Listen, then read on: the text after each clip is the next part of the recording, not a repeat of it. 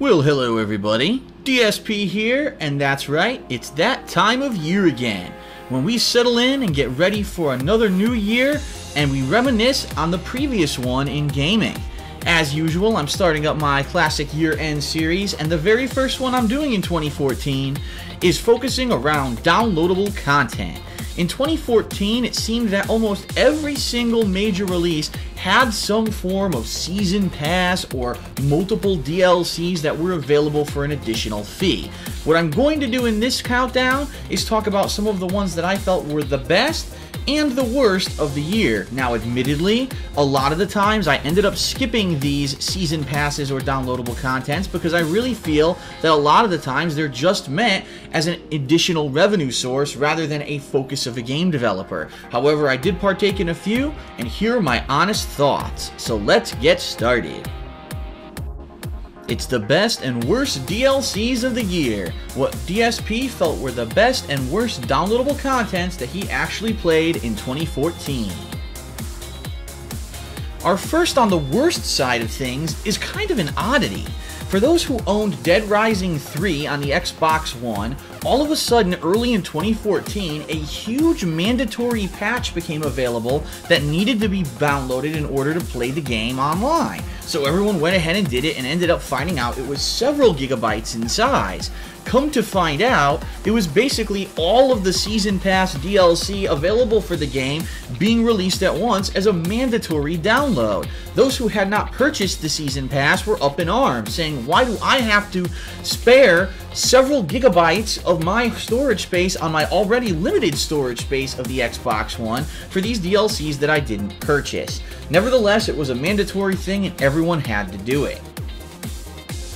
As for the actual DLCs themselves, well, they featured 4 different characters who had been part of, or at least a supplementary character from the main campaign of the original Dead Rising 3 game. However, they ended up being almost cut and paste, cookie-cutter gameplay from the original game, with the exception of very few new items, weapons, or craftable vehicles. There was almost nothing different about the gameplay of the DLCs of Dead Rising 3 as there were in the main campaign, and these characters were just not gripping enough. A lot of them had rushed stories, no character development, and each DLC pack ended up only being about 90 minutes long.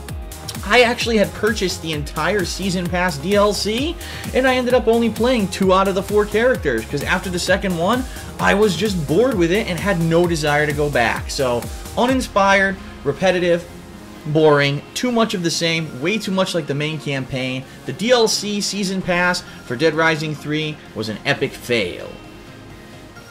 But now let's flip that on its head and talk about the first of the best of 2014's DLCs, BioShock Infinite's Burial at Sea Part 2.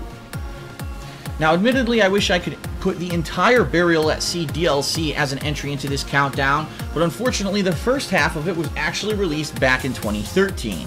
So instead we'll just focus on the second, and in my opinion, better half of this 2-part episodic story.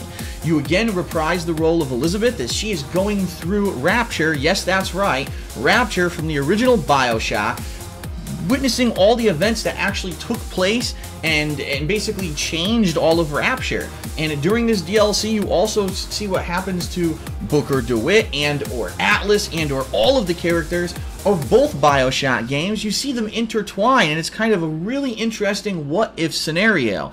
If anything, combining the gameplay of the original BioShock with that of BioShock Infinite, merging the 2 art styles and worlds, it all just works. And for those of us, especially me in particular, who've been such a huge fan of the BioShock series all along, to see this final, albeit kind of a dark resolution to the storyline is a perfect nod to the series. Now, we all already know, unfortunately, that the developers have moved on to other things. There will be no more games in the mainstream BioShock universe unless some other developer picks up the reins, and let's face it, it probably won't be the same.